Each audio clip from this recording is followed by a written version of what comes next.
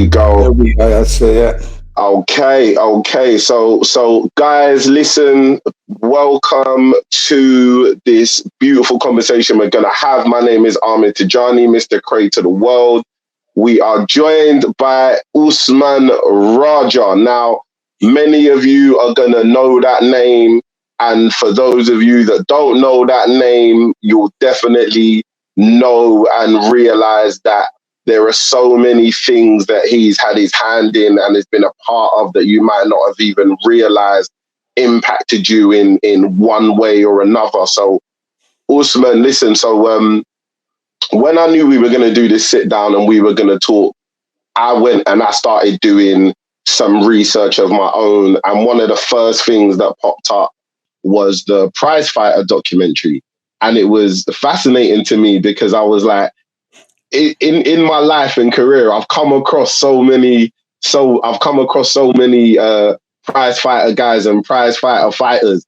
I even see David Zoltashek, and I see that you guys were, and I was like, so Usman, you are to blame for the butt whooping I took. You contributed to training that beast over there. So I just wanted to find out from you, like, how did you get started in MMA in general? How did the prize fighters team begin? What was your start? Well, the start of it is like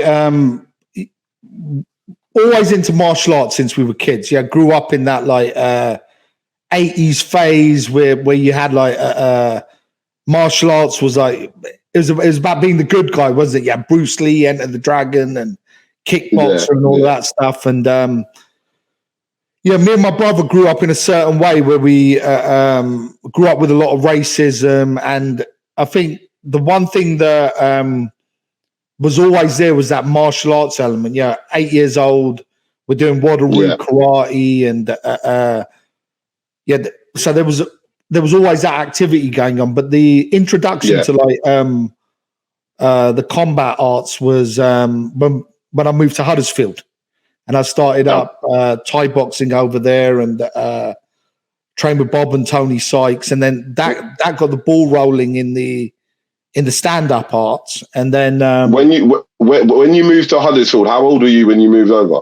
It was just between. So I was one of the kids that was always the youngest in the year. Do you see what I mean? So even when I left school, I was still 15, and then turned 16 when I moved to Huddersfield. Okay. So we were. It was. But when I moved there, I was rough around the edges, so to speak. Do you see what I mean? It was like it was. I had to run away from the area I was living in before, where I was living with my mum, because I had 2 warrants on me. The group of guys that we were hanging, our group of friends, 2 of them had tried to kill another member of our group. They'd ended up in prison, and it was like things had taken a turn for the worse. And my mum shipped me with my dad to Huddersfield, and that's where the martial arts started over there. And then over the years, as the years went by, moved to Bournemouth for a year. Started training with a guy called Phil Norman. Phil was one of the first. Actually, it's strange because he ended up as one of the first in those early days of MMA as well. Do you see what I mean? Yeah. Trained with Phil, and then moved to London, where back into the Thai boxing and boxing over there. And then it was strange because I remember like looking for the groundwork in those early days of the UFC. I'm talking about single-digit UFCs. I can't remember. I mean, when I talk about single digits, I'm talking about like UFC 3-4 type of single digits. And I got a phone call from one of the guys that I knew that was doing door work, and he said to me, "Look, there's a group of us that are getting together in West Hampstead. Do you understand?" Went down there, and lo and behold, that was like the first. That was Alexis, Paul, Marius. Alexis and Paul were like the first Brazilian Jiu-Jitsu blue belts in the country. So that was like the first. Okay. I mean, we're talking about before people even know what Brazilian Jiu-Jitsu is. But do you know what it is to show the time period? The guy that you worked with didn't say to you, "Yeah, listen, come down to this gym and blah blah." He said, "There's a group of us getting together. We're gonna work," almost like he's talking about some underground fight club. It was invite only. You couldn't come in from outside. Yeah. To come and train. It was like you were either invited or you're like, well, you know our reputation. Our reputation's out there from the early days. We weren't. You had to earn your stripes in what we did. Do you see what I mean? So those early days, we're doing the Brazilian Jiu-Jitsu over there, and then that's when you start getting the first what were called Vale Tudo shows, or like No Holds Barred, Night of the Samurai, where you got Lee Hasdell's promoting that thing. Do you see what I mean? And, I know Lee Hasdell. Yeah, I know Lee. So that was like the first, like Lee Hasdell's were like the first respectable, like proper shows. But then in between all of that, it's quite messy. Like what I'm talking about is you've got like this, like because we had it back in those days because you didn't have the MMA show, so you had like that challenge match format. Okay, yeah. So for a lot of people, if you're not familiar with kind of like the challenge format, like if you ever YouTube kind of like the Gracie challenge, like anyone can come into the gym and can try and challenge their style of fighting. No hold barred, no rules. Go in there as long as shoes off, bare knuckle, and you'll see which style fares the best. So that kind of thing was going on. So not just over there, but obviously in the UK as well. That kind of thing was going on as well. And you got to remember, like back in those days, like knowing groundwork, it was like you were a superhero. Do you understand what I mean? Like, literally, you could just take guys out with it. Do you understand what I mean? So even like the point that where because what would happen is you'd get like I call them like the wannabe hard men or whatever. Do you understand what I mean? Because everyone everyone back in those days, because people think just because they've got aggression and glycogen in their system that they're going to pull it off. Do you see what I mean? Oh, man, listen, if something happened to me, I would just absolutely lose it and I'd go crazy. And for anyone who trains, you just think to yourself, yeah, man, like, good luck with that. Let me know how that goes, bro. So what ended up happening with that was because in those early days, we had like the groundwork going on at West Hampstead, and then me, Zikix, and Kamal set up a Peacock's gym. So we'd get down there and we'd rep everything together, like the groundwork, the stand-up, the knees, the elbows. And then we ended up getting sponsored by the Bowers brothers up there. And so it was like... I remember seeing that, It was wicked. It's like we had like... it's like the team just got built up of the best. That's not me saying it. It's like literally like the who's who, But the thing was, it was there was like a back wrestling room up there as well. So when we have people that, there's that thing, if you want a contest, come test, ain't it? Do you see what I mean? It's like that. You had those you had these people that would come along, and because you were like a fresh face, you got to remember, I was like 58 kg in those days.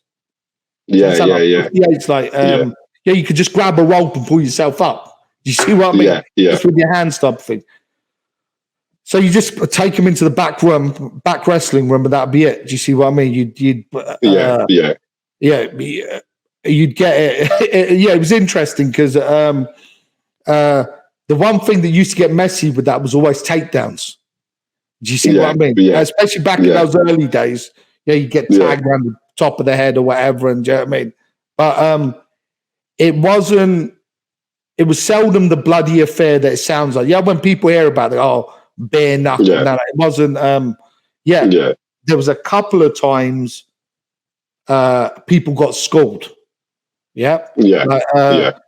Suleiman picked someone up and slammed them, and they bloody snapped their collarbone. And he had Michael Johnson as well. You know what I mean? Like, I think someone got.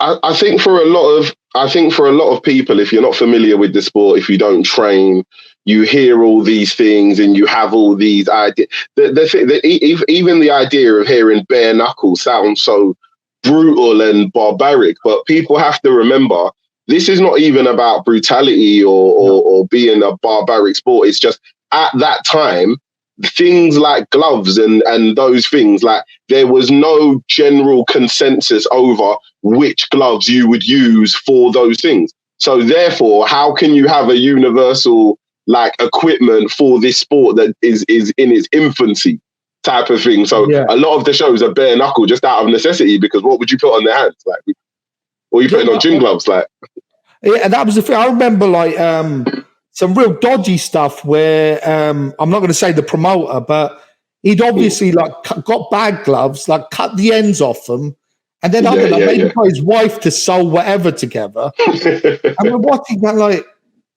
how are you supposed to do whatever with this? Do you understand what I mean? This is like, you saw MMA, like, because it wasn't even called MMA in those days. You saw this like slowly getting like a little bit organized, and then it would get more it would get organized and then disorganized. So it was like up and down with it. And then over time it got to a stage where like you had this scene where you got to remember, we weren't doing this stuff as a hobby, we were full-time. So we're at Peacock's gym as a full-time fight team, training along with the pro fighters, supplementing our money, because the Bowers brothers we're doing for security on the boxing shows for the Bowers brothers, and any bits of work that you can get. Do you see what I mean? So so how did you guys go from kind of being this unit sponsored by the Bowers brothers, working out of Peacock's gym, to the prize fighter team being created? And even your brother Suleiman kind of taking, like, being one of the main coaches of that team. So how did that come about? Okay, so what happened was at first we were going to do this thing where I got called up into the office at Peacock's. It's quite funny because it's like it's like a scene out of a movie. It's still funny now when I think about it, because I thought I was in trouble for something. And it went up and sorry, Usman, to cut you off here. This is to tell you what kind of things you were getting yourself into. You thought you were in trouble for something. You didn't know what it was. You were thinking, you started to have to go through, what are the things I've done? What have I done that they know about? So what's going on? And then it was funny because went up and Tony's sitting there behind the desk with a cigar, and he starts telling me about at that time they'd sorted out a partnership with Showtime in Holland. Okay, this is before UFC 38 and all of that. Yeah. So there was going to be this thing where they were going to hold MMA shows on the Thames on a barge. So all of this stuff was getting organised. That's the first time I met Mike from Mike's gym, and Mike's over with Valentine, Overheem, and all of these lot. And do you know what I mean? Yeah. It's like, it was an exciting time, and then all of a sudden, the Bowers brothers got arrested for the I can't remember whether, I think it was the Heathrow robbery they got arrested for. I think, wasn't it? They got arrested for the Heathrow robbery, and then what happens is when they get put in prison, it's like you get some people come in to manage Peacocks, and they're looking to get rid of what they thought was the gangster element. Okay. So because of that, we're the first ones that we were the ones that got targeted with that. Okay. They were like even now it's like there's nonsense up on the internet about Peacock's gym MMA team was this and that. Do you see what I mean? Yeah. There's that nonsense out there. But so it was at that point that left Peacock's, started going, and we were training at TKO Gym.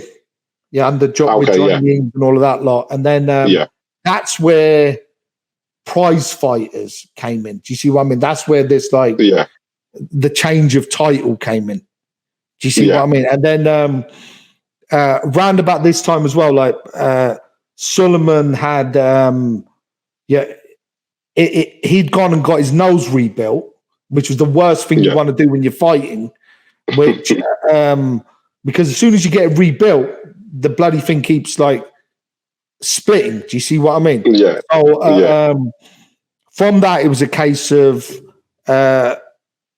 Suleiman came into the coaching as well, and then it's a weird one, Ahmed, because what I was doing was while I was out there coaching, you had guys from all over the place coming to see you, and with coaching, you've got this thing where you'll always sit with people and help them through their lives. It's just a natural thing. You'd sit down, people speak to you, So at that time, I had a bunch of Kurdish guys that were coming to see me. They were training with me and stuff. And they'd sit there and you'd speak to them about life. It starts off with simple things, isn't it? Diet, relationship advice, everything else. And then they started inviting me down to London, to Baker Street, where you had those first shisha cafes. So like where the Middle East. So this is where you've got like what would be understood as like the Middle Eastern Albanian, that what's called like the diaspora communities. But so I started getting invited down there, and then one day I get invited down there, and there's like rows of seats, and so I've been brought in to do a public talk for all of these. All of this, like, and the community is like, it's all. Well, now I know, but it's all quite hardcore gangster, like proper. When you're talking about, it's different. It's a different thing, Yeah. And but what did they bring you to talk about? Well, this is the thing. I think the thing that I think I should have put across to start with is see that's my sheikh with the green turban behind me in that picture. There. Do you see what I mean? Yeah. So what happened was, for me, it was always this thing about not about religion, but about understanding. So I've always been like a student of trying to learn about that self-betterment. Do you understand what I mean? Because one thing I think that happened was that we watched a lot of our crew around us go head on into this like criminality. Do you see what I mean? Yeah. And for ourselves, because we'd come from a hard background since we were young, there's nothing sensational about it. Yeah. Do you understand what I mean? There's nothing like heroic about it or like brave about it. But also because of this thing of like the like I told you, like one of our boys got into that when Spike Lee did that Malcolm X film. Our boys got into it, and then I went and found a student of Malcolm X, and like it was just that journey. So what ended up happening was with these guys, it was a case of you're going and sitting with them and speaking to them about things that are now fashionable, aren't they? Like mindfulness and understanding the present state, but also like this concept of what's called like moral truth. And so, like the idea of like that you're part of your environment around you, which can sound quite strange, but you got to remember, like these guys were living a lifestyle that even with the way that I'd grown up was shocking to me. And I'll give you an example of this. That one of the boys, he took me to the side and he goes, "Oh, can I sit down with you?" And I was like, okay, obviously he's upset. And he sat down and he goes, "Oh, yeah, there's something that's been doing my head in." And I go to him, Yeah. oh, what happened? And he goes, we killed an old man last night. And I was shocked. Like straight away, it was like I'd had no like pre-warning that murders were going on around this whole situation. Yeah. But he goes, no, that's not the problem. He goes, the guy deserved it. He goes, what's bothering him is when he was stabbing the guy in the stomach, the guy was asking for his mum. Okay. That the old man was asking for his mum. Yeah. And then and it was strange because I looked around the room and I thought to myself, because before that moment, I was sat in that room like the fighter, like, anyone. But then I look around the room and I realized, no, this is so what would now be called Kurdish mafia. So these guys were like killing Turks in North London. And then you had like Albanian brothers there and everything else. And all of a sudden it got into this thing of like just naturally where you're helping people. And you know what? A lot of these people left what they were doing to the point where a reputation ended up in that community, because people didn't know my name back in those days. It wasn't like they didn't know me as Usman. They knew me as Axe, which is from Achi. Yeah. Do you see what I mean? So everyone would call me Achi or Axe, just the brother. It's interesting though, just the fact of, because for me, I've trained with people, and it's funny, you know, like some of the people that have trained me, like, you know, I've got a friend of mine, Jordan Hackett, and we made a joke at one point, and I said, this is more of therapy than it is training, because you go there and you've got the relationship with your coach that, you know, you go there and you're training and you're sharing what's been going on, what's been upsetting you, what's been frustrating you, what's taking your mind, what's been doing this. But the fact that these guys were so impacted by you that when they're training with you and talking to you, they were like, listen, these conversations are so great with us. We want you to come and talk to the rest of our people. Like, was that the first time that had kind of happened, that you kind of realized the impact you were beginning to have with people, not just on a level of as a trainer, but also even in the community and even from a religious aspect as well? But you know what it is? It's like because of the fact that pre this happening, I'd been moving around with a guy who was a student of Malcolm X, and we'd been doing so he was in like university talks, and I'd be there. It was just a natural thing where you'd be like the warm-up guy in a sense. Do you see what I mean? But then with this thing, it was just something like it was something natural, but the difference with this was real. There was a reality within this where you're dealing with people who are coming from backgrounds, Ahmed, that like that shocked me. Like one of the guys I was sat with, he'd lost his sister in one of Ayatollah Khomeini's concentration camps. Okay. And you got to remember the work that I've done since at like at a high level.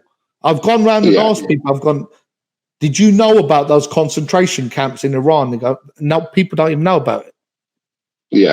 And you're listening and you're thinking to yourself, like, you know, when you see people, it's like people make a judgment, but the thing is, it's like what people want is dignity.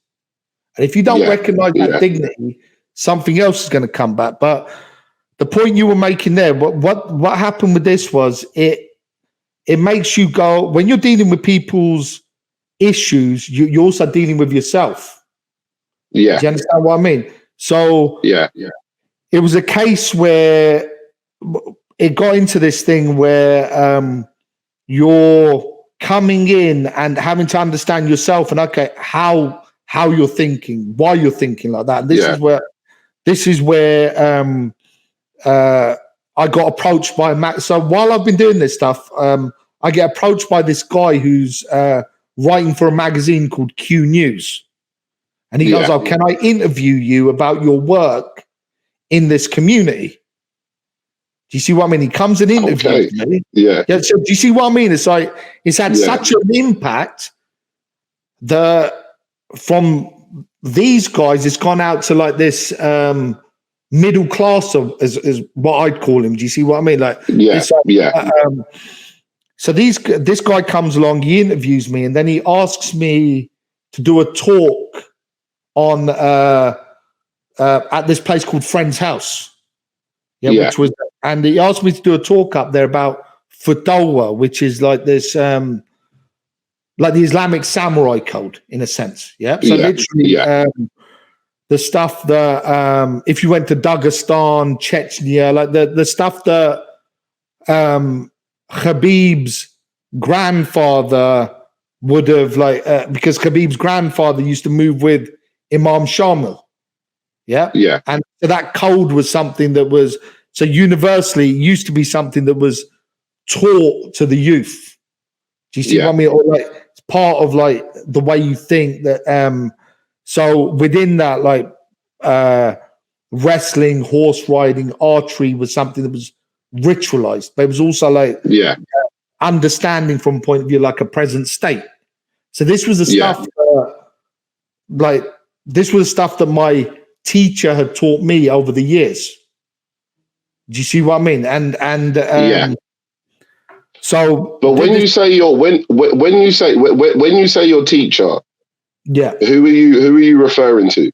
Oh, Sheikh Ali. Okay. So what had happened with this is, you remember, I'm a very skeptical guy.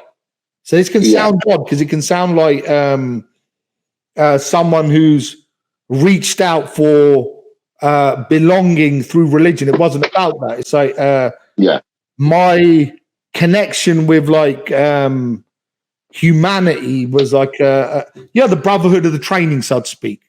You connect with people. So it's like the thing that I found with the teaching was that it's a teaching that's about that oneness, ain't it? Do you see what I mean? Yeah.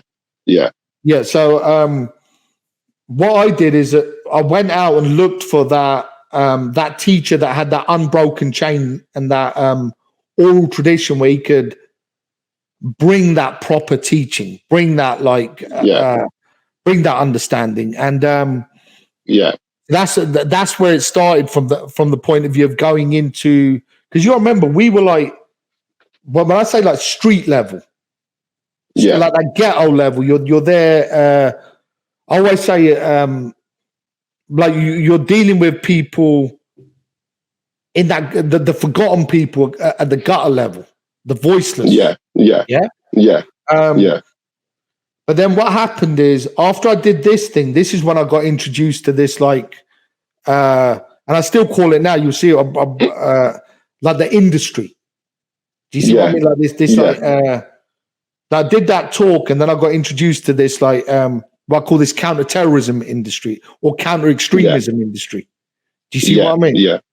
So, and that's when that shift happened more from the level of, okay, I'm still 24/7 on my training. I'm still doing a little, but the coaching starts to take a bit more, like a bit more of a back step. It's put a bit more to the back, and Suleiman takes over now. Do you see what I mean? Like that full time. So listen, you just mentioned it, so I think it's a perfect segue. Like, I was almost like confused in my head when I was reading about you. I almost felt like maybe I looked up the wrong person. I was like, I've mixed up these two different Usman Rajas, because there's one of these Usman Rajas that is like part of this MMA team and all of these things, and then there's another one that's doing a lot of this counter-terrorism work to like kind of reintroduce people with like checkered past and stuff like that, to kind of reintroduce them back into society through using MMA. I almost felt like maybe there were two Usman Rajas, and then I realized that it was all you. So it's like, you touched on it slightly, but could you just explain, like, how did you transition, and what was the first kind of catalyst to make you want to transition into doing that? What made you even think that that would work? Because there's a lot of people, there's a lot of money, a lot of government, the government has spent a lot of money to try and come up with a lot of strange and unusual ideas of how to deal with maybe counterterrorism and what a lot of people call de-radicalization and things like that. So what got you into doing that, and what made you think that MMA would be the avenue that would work? No, well, what happened with this is it's like I ended up like, for a short time, I ended up in a think tank. Yeah. So I was at this at this think tank place, and I realized that most of the people there, like 99% of the people there, didn't have a clue, and they weren't coming from where these guys were coming from. So it was so I was very quick to step out of that. Do you see what I mean? Yeah. Very quick. Okay. But then what happens is that there's a big prison release, like the big so the first big terrorist release was a guy called Yassin Nasari, yeah? And Yassin goes, he said to the system, he goes, look, I don't want to, I'm not going to work with any of these sellouts, yeah? Like that's okay. That's a blatantly goes, look, you got a bunch of Uncle Toms that are they're taking the money from bleeding the community, yeah. So he's the one who turned around to them and he goes, look, there's a guy out there called Usman Raja. Yeah, go and find him. So I get this phone call from probation. Yeah, and they ring me up and they go, look, we got this guy. Can we bring you in? And remember, they'd already done their homework. They'd because I'd spoken to some researchers and all of this stuff. Yeah. So they'd already done their homework. So, and the funny thing with Yassin was the reason he knew about us was because the older generation from him used to come to us to train. Okay. What I'm saying? So I'm talking about the guys that you got to remember back in those days, like you had the Afghan conflict, Bosnia and Chechnya. So the guys that went out to Chechnya were coming to us to train. But you got to remember, this isn't. See, people get confused because so were you guys training terrorists? No, they weren't. They weren't known that this wasn't terrorism back in those days. These were like guys that were fighting oppression in Russia. Do you see what in Chechnya? Yeah. Now, what happens is I go in and see Yassin, and Yassin goes to me, can we, like, obviously to him, it's like, can we do a bit of training as well while we're, and I'm like, okay, cool, because the guys at the mosque, this is the thing, because we're from the community, the guys at the mosque had a boxing gym at the top of West Ealing Mosque, and they know us. He just threw me the keys. So I was like, okay, wicked. Yeah. So the great thing with this was, it was like, we'd do a bit of training, we'd have a chat, we'd talk, and what it allows you to do is, as soon as, if you're coming to me and you're saying to me, look, I want to learn, it's like the physicality and the cognitive are connected. I gave someone an analogy today where I said to Maka, look, you could be in a bad mood and you could even be breathing and it could be hurting. So I'm actually using an example of someone who was complaining that they were stressed and that they had a bit of pain in their chest. And then in the gym, we just sent them to get a massage, and it was a knot in their back. Yeah. It was just a knot. But the knot had given them anxiety. It made them feel like they were going to die of a heart attack. But this is the thing. It's like the physicality and the thinking are connected. Yeah. So what ends up happening is, if you volunteer yourself to learn something, you volunteered yourself to learn. So then I can sit down with you. I'm interested, though. Like, take that guy as an example. So was he forthcoming in the first in the first place? Because what like, if this was like an Instagram post, the headline would be, and I'm sure you've seen things like this, like, Usman Raja coaches terrorists and does all of these things and whatnot. So when you were dealing with these people, were they forthcoming from the jump and were like, listen, like, Yeah, 'cause I wanna try and change my ways? Or but the thing with this is what happens with this is someone can be angry about something, but then it's like it's the insanity of this is where they go with that. Like, how are you gonna? So if you've got a concern, how do you deal with that concern? And the problem you get here is that instead of people understanding that you've got your circle of influence, where if you work your way out, like the understanding is that do the best in your circle of influence. Like, so do the best in what's around you, and eventually it'll work its way out to what you're concerned about as well. You see what I mean? Now, what happens with this is, of course, they're forthcoming, but then when you sit down with them and explain to them, well, actually, the way you're interpreting this isn't a traditional way of interpreting. That the traditional way of interpretation is if you cut your finger, you bleed. If you cut down all the trees on the planet, you suffocate to death. So that you can't start like thinking that you can cut. Like, one of the analogies with this was, if you cut down a tree, what are you going to replace it with? Do you see what I mean? Because this like idea of I'm going to go kill them, who's them? There is no them. So this is what I went onto your YouTube channel, and there were stories of so many people that you had worked with.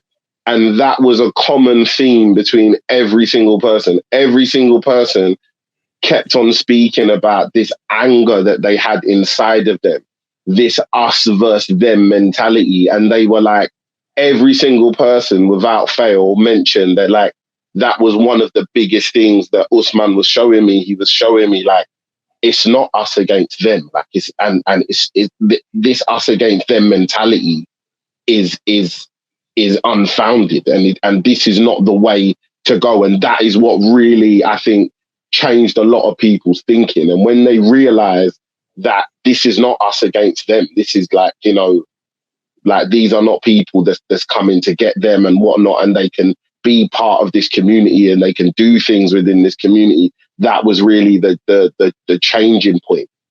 Yeah, well, the thing with this is, it's like when you come up to someone, you say to them, well, actually, look, if Islam, that traditional Islam, like, remember I said to you about, look, what is it, AKA, what do you see with Cormier and Khabib? Brother, because that's what Islam brings, is that relational. It's not about like religion where you're part of a separate thing. It's connecting. It's allowing you to have like what you're looking for, which is to connect. Do you understand? Now, the thing that happens with this now is that over a lot. So when that was like back in 2008. So from 2008 to 2016, I had my clearance. I just started going into prisons, just like, and seeing people, and it was like doing 95% of the work for free. So that's why. So we could like go out there and demonstrate. And I was getting letters from guys. Do you see what I mean? I can show. So how's that? So how does that process come about? Do you like contact?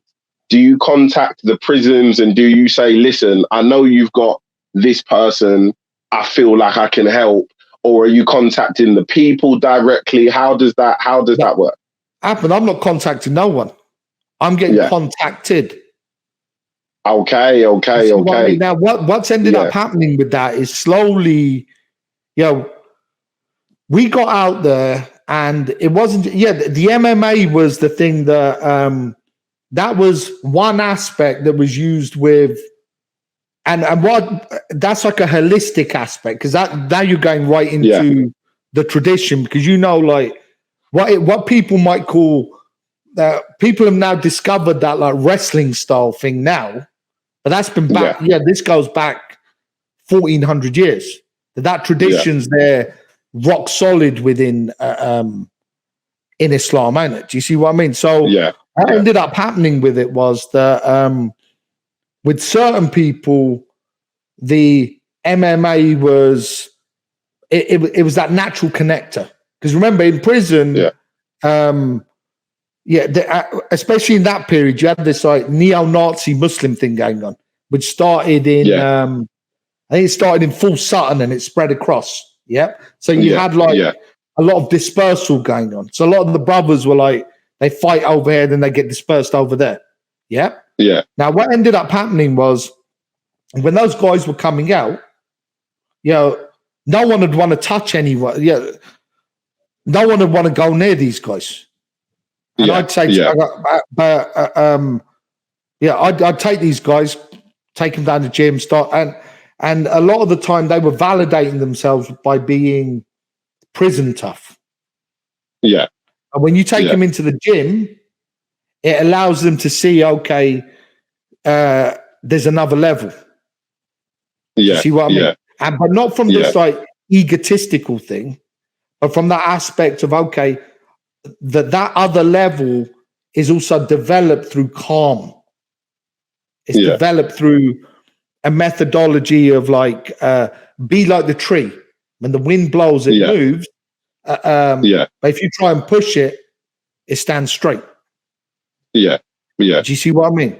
So that so over the years with that, it just like it's just a natural thing where people started coming, but then also with this thing, it's been a case of we've been in insane situations with this thing. Yeah, we've stopped like 3 plots over the last 10 years. We've dealt with insanity, but you know what?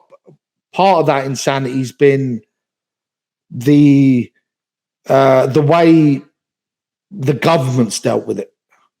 You see what I mean? The way that it's like targeted communities. And if you look at, I've always been like the biggest critic of like Prevent and all of that stuff, always since the beginning. Yeah. But the thing that I've realized with this is that, people look at everything as a moneymaker, right? Do you see what I mean? Yeah. Yeah. So. Yeah. Because I know at one point you were having a real good amount of success doing that. And I believe you and your wife started an organization. Now, obviously, I don't know how much you can talk on that, whether you can talk about that at all. But what was the thought process behind kind of making that into something official and going that path? Because it's one thing for people to call you and then say, Usman, can you talk to this person and whatnot? It's another thing making it, because it's a big step to say, all right, cool, we're going to make this official. We're going to put this out there, because there's a lot of people that might not understand what you're doing and see an organization like that and feel like maybe you might be doing something negative and might try and put a negative twist on what you're doing. So what was the thought process between you and your wife actually making that an organization? Because what you do is, when you can demonstrate that you can go out there and people can be changed, because what you're doing is you're educating. Do you understand what I mean? Because it's about behavioral understanding. If someone's reacting, it's because they're understanding things in a wrong way. But you got to teach someone how to critically think. Do you see what I mean? Now, the reason we never worried about people coming and saying whatever they want to say is because you got to remember, all of the boys are still with us. All of the boys that changed, and even like guys that were like the head of all the Muslim gang at Belmarsh, for example, he's still with us. All these people are still with us. This has never been, it's like where we come from is a completely different place. Do you see what I mean? Yeah. But the point with this was, it was a case of, okay, go out there and literally bring that love. It sounds weird, you bring that love. Do you understand? And that's why it's like you can't question it. You can't question the results, because this wasn't done from a pretend point of view. Evidence speaks for itself, doesn't it? Do you see what I mean?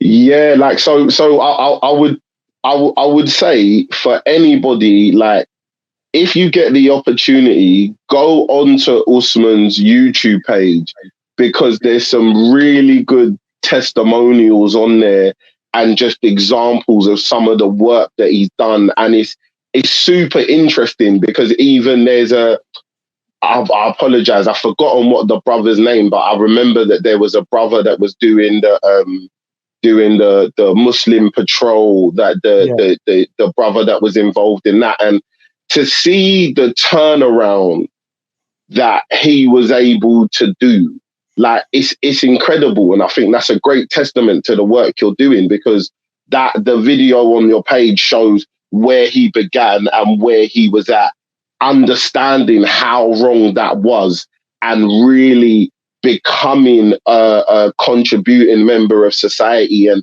being able to influence and inspire more people to make better decisions and turn things around the way that he did. So it was really good to see. So, you know, that the thing is that the methodology itself isn't like,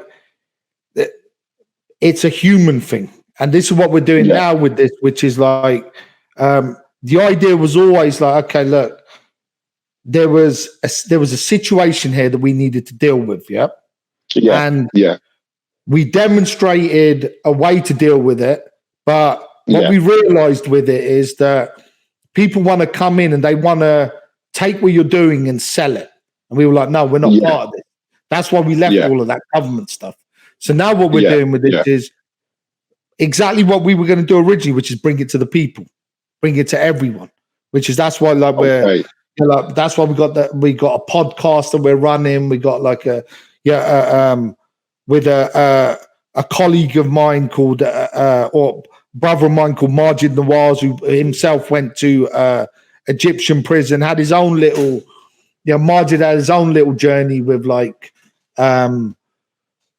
where in between he was part of like the system, but then like saw the weakness in it, but also like this through searching found like sitting with Sheikh Ali and learning the proper thing. And that's where you saw Majid over like the last few years come out and start battling the system in that proper way. Do you see what I mean? So this has always been about like, truth is not just because everyone around you agrees with something doesn't mean what they believe is true. The idea of even like rational means that you have the tools to measure the reality around you. But really, most people live in a state of psychosis. Because what's happening is they're in like a delusional state of the reality around them. Like, and that's what we were talking about. Like, what affects people nowadays? Anxiety, stress. You see what I mean? Lack of confidence, lack of community. So you talking about that as well, it reminded me as well. We were talking before we started the interview, we were talking about I don't know what you called it, pastoral, was it we were talking about pastoral care. So can you, because we were touched on it briefly off camera, but can you just break down for me, what is pastoral care?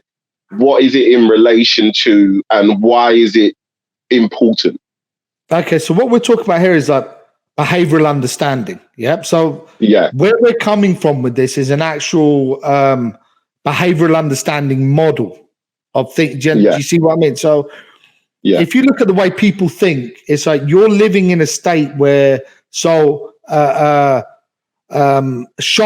called it consistent pessimism, where you're always living for a time in the future, never now. So you're in a state of imagination. So if you look at it, you're depressed about what's happening, what happened in the past, but what happened in the past makes you depressed about what's going to happen in the future, but you're never now. Like even the good things that are happening around you, you miss them. They just fly past you. So what we're talking about with this is actually teaching people to be now, to even like be in the reality around them and connect with the reality around them. But also when you're looking at it from a practical perspective, Let's get real with this and go to an understanding of what a flow state is as well. So like, we know we're training, and we've always implemented this with the idea that 1,000 repetitions builds a neurological pathway. Yeah. So if you learn to do something 1,000 times, but the point is, when you're fighting, you're not doing it consciously. Anyone that understands the way that the brain works understands that even me, like picking up this bottle, I can give you an excuse to why I've picked up the bottle, but if you see the impulses in the brain, you're going to go, okay, there's what's called post-event rationalization, meaning I've picked it up and I'm giving an example. I'm giving an excuse for why I've picked it up. But that's after the event. So a movement itself is something that's coming from a subconscious level. Now, this has been understood in the East for a very, very long time, because the collective understanding is very different, where language is used as a symbol. Yeah. Okay. So what you get is like when you're applying that from a therapeutic perspective or from an understanding perspective, you basically get into nurturing the individual and allowing them to think and in a healthy way, to be mindful and well. Do you understand what I mean? Is this in regards to like fighters, or is this just in general everyday life, or is this specific to sport? Now, the fighting aspect with this is it's very, very important, because when you're talking about why do people break down, if anyone who knows properly about fighting, who's been in the game for a long time, you'll be able to see when someone's in a flow state and when someone's got mentally exhausted. You see that when you're watching a fight. Now, the point is with this is like, if the person's functioning properly, they're functioning from a response perspective. A good example of this would be Roy Jones in his early days. He's not thinking about what he's doing; he's responding. Or if you want to go from another point with this, is there's a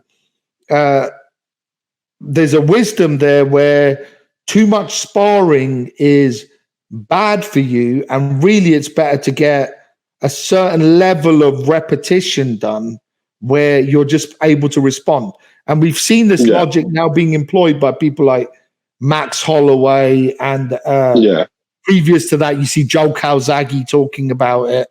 But when you get into the psychological aspect with this, it's actually, okay, how do you get away from thinking too much? How can you how can you stop yourself getting teleported back into the middle of the ring, thinking about whether this is going to happen or that's going to happen? Because what happens is, remember we talked about, as soon as that glycogen burns out, as soon as fatigue kicks in, then reality kicks in.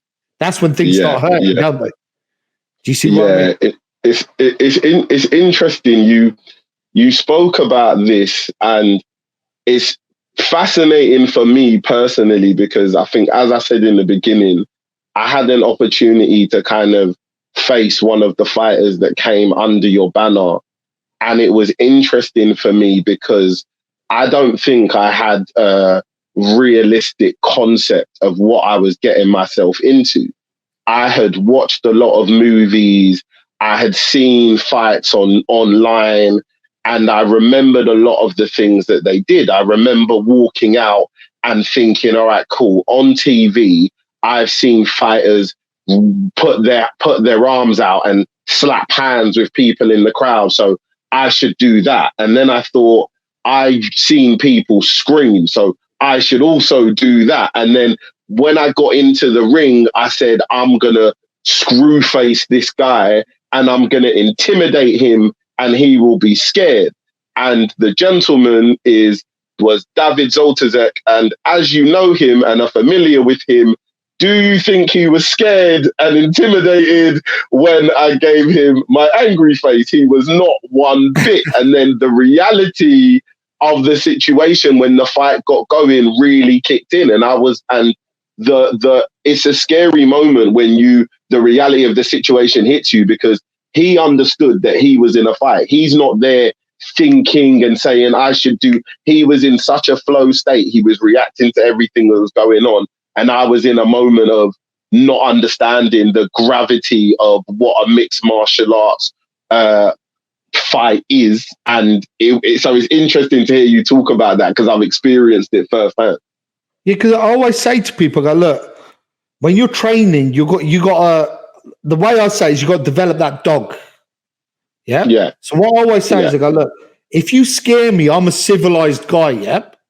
Yeah. You're gonna scare me, and I'm gonna be like, whoa, and then I'm gonna like retreat, and then the dog's gonna come out. And I don't have to worry because my eyes, like even when I'm looking at you changes because I'm not. It's not eye contact anymore, is it? It's like you're objectified, and I've got to dismantle you.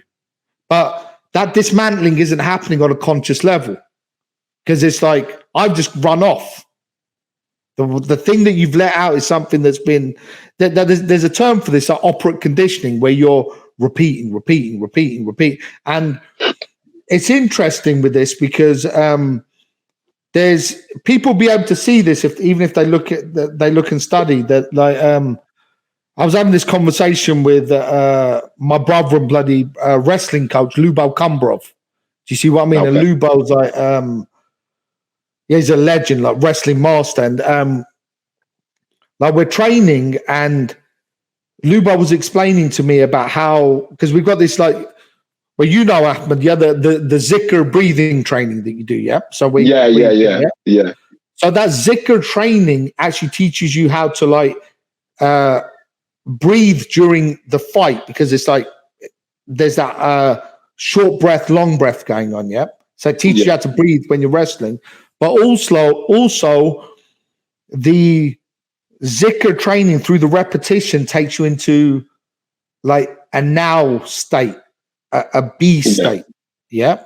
And this is what, see, people look and they go, oh, they're seeing all of this like impact of the Muslim fighters now, aren't they? Where they're seeing like Khabib, or they're seeing like Islam Makhachev, and even like the mindset that you see with Hamza. Do you see what I mean? But Hamza's coming from that Chechen background, But the point is, it's like this thing's been that science has been there for like 1400 years about. And what I realized with this stuff is it's like it's universal. That's a human thing. Like we got, one of the things that I was doing with the boys yesterday training is like, okay, we're at the end of the training session, and one of the things you get them to do is lie down and take deep breaths. And they're like, okay, and to oxygenate and relax. Yeah. But the point is, it's like getting guys to learn that if you rely upon yourself, there's going to be a problem because you're like role playing to yourself. Do you understand what I'm on about? You're trying to show yourself that you're no. Elaborate on that for me. Elaborate on that for me. Example, like you're like what you just said to me, where you're clapping hands with the crowd, where you're where you're going to look, but you're doing that to convince yourself as well, aren't you? That now I understand. I'm like, you can be as hyped as you want because I'm not hyped. I've got to like be calm. Yeah. Because like when you get hit, if that thing's rigid, it's going to break. And you learn this over the years. You realize that you never get yourself, you're never going to be in the fight with like fresh energy. It's always going to be first minute, you're going to be straight into that like sprint breathing. You see what I mean? So you got to learn to make that your friend. Yeah. And how do you do that? By not having to rely upon your mind, but rely upon just being able to respond. Yeah. And that's the science part of this. Do you see what I mean? Everything, the body and mind are connected, aren't they?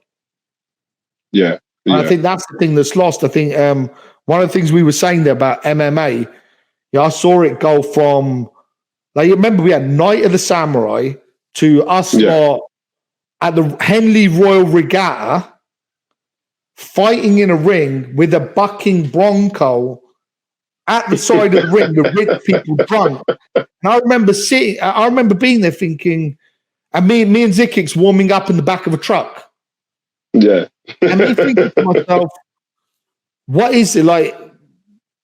Is this like this sport that we're doing that we respect? And yeah, we're thinking of ourselves like modern samurai thing, yeah? Yeah. But you're seeing it being turned into something silly. And then even to a point where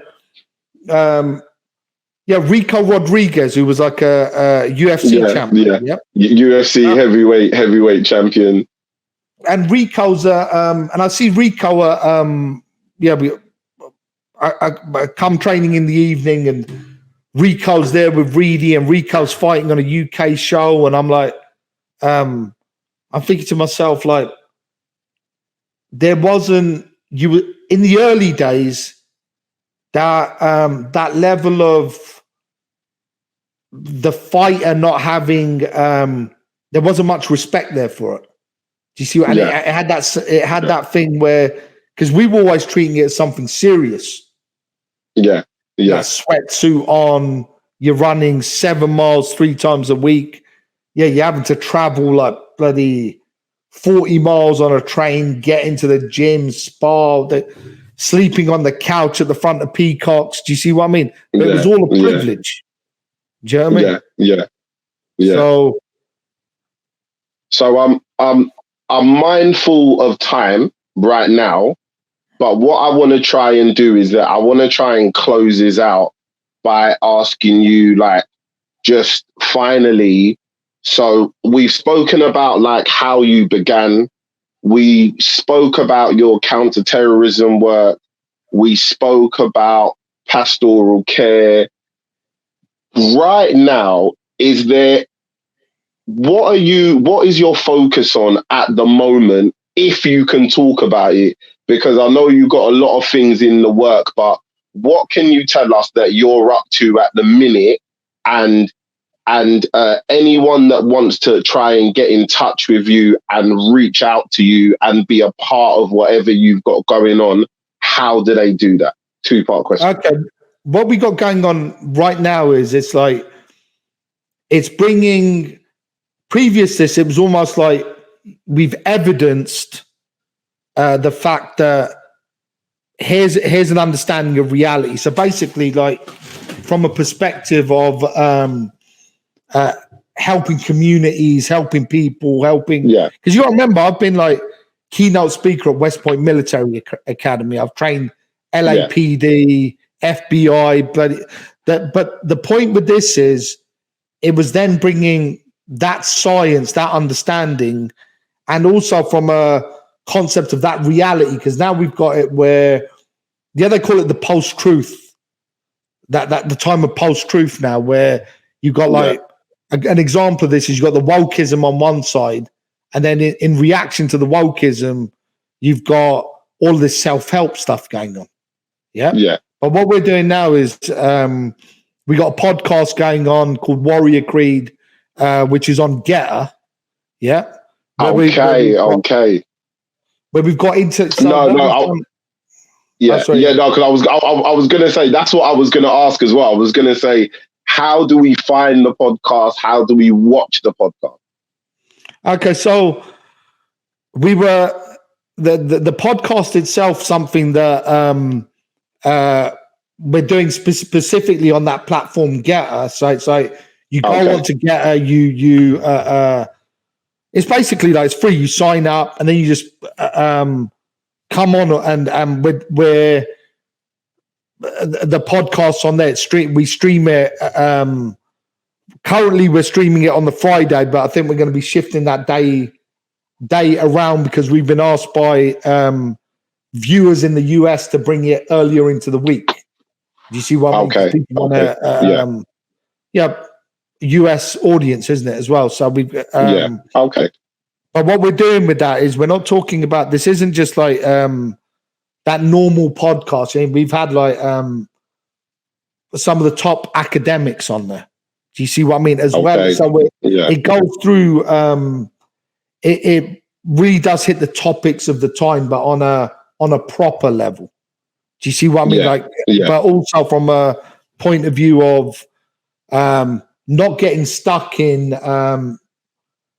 just what I call the Eurocentric understanding, because people tend to forget this is only like the idea of philosophy that people keep talking about is only 12% of the planet. So when you start opening it up, people will see it on the podcast. You've got guys that have written multiple books that are going, oh, I never knew that. And you're like, yeah, exactly. Yeah. You got to remember, it's like, I realized all of this when I was doing a doctorate, and I realized the supervisors around me, they didn't even have like so the stuff that we wanted to get into, they didn't have the prerequisite knowledge for us to even get into it. That's how shocking it is. Do you understand? Yeah. So, but listen, man, I feel like we need to have a discussion like this again, because I feel like there was so much that we touched on, which was amazing, but I feel like there's so much more we could touch upon. I feel like as well, for everyone, the podcast that you guys have got going on, I feel like it's important for people to watch, because there are certain things that maybe we might not have had time to touch upon here, and information and knowledge that you might be dropping for people over there. So please, anyone, if you get the opportunity, go onto the Getter platform, and the podcast is called, you said, Warrior Creed, yeah? Yeah. So Warrior Creed, and then go on there, and it's like the Getter structures, like, for people that don't know, it was set up because a lot of people start getting banned on Twitter and stuff like that. So on so a lot of the people that like Andrew Tate and people like that, they moved on to that platform. Do you see what I mean? So but the great long live the top G, just saying. The great thing there is we're able to like put things out there now which they haven't been discussed, or people don't even know about. And this is the problem right now, that really we live in a time where people are crippled by what I call general knowledge. Yeah. You think you know, but you don't know. It's like you're you end up as a slave. That's how you get manipulated. So basically the platform and the podcast is basically a place where you can have open dialogue without the censorship, the extreme censorship that seems to be going on at the moment. Yeah. So and the other thing with this is it's an informed opinion. Now you got to remember, like Margid, when he was on Joe Rogan, for example, like it's the way Margid broke things down on there. It's like people are still coming out with it and going, "Oh, he said that then, now, and it's happening now." Do you understand what I mean? And that comes from a level of like experience where, on Margid's side, he was sitting with prime ministers and presidents. On my side of things, I was literally dealing with stuff that, like the guy, like the Kevin from ESPN said to me, he goes like, he's only read about that stuff in James Bond novels. And I said to him, look, in those novels, it's exciting. When you're dealing with it from a reality perspective, this isn't, it's a nightmare, because what you're seeing is that human beings are being, literally human beings are being used like pawns to create industries. And you see that stuff now, don't you? Thank you so much for having the conversation, for taking the time out with us. You spoke to us about so many different topics, about you and the things that you've been doing, the people that you've been helping.